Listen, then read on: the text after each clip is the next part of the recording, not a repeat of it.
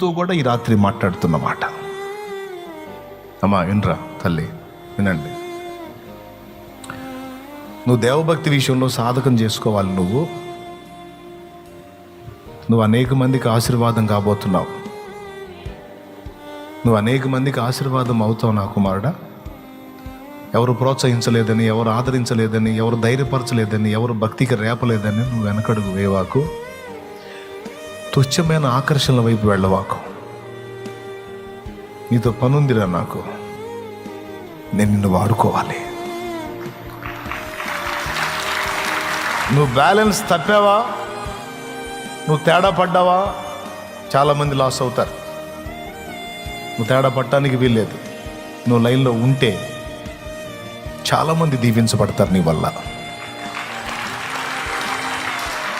నిన్ను అలా ఏర్పరచుకున్నాను. అడుగులు జారొద్దు, దారి తప్పొద్దు, నా మాటలు నా శ్రద్ధ చేయొద్దు. నా అడుగు జాడలు నువ్వు ప్రయాణం చేయి. నీకెందుకు, నేను చేస్తాగా, నువ్వు చూడు. ఇంకా అటు ఇటు చూడొద్దు, వాళ్ళ వీళ్ళని చూడొద్దు, నీ తోటి వారిని చూడొద్దు. వాళ్ళు ఏదో ఆనందిస్తున్నారు, ఆనందించని. నువ్వు అరణ్య జీవితంలో బతుకుతున్నట్టే ఉండు. మిగిలిన వాళ్ళందరినీ చూసి, నీ తోటి యవనులను చూసి నువ్వు అలాగ ఆలోచించొద్దు నా కుమారుడా. నువ్వు అలా బలహీనపడొద్దు నా కుమారుడా.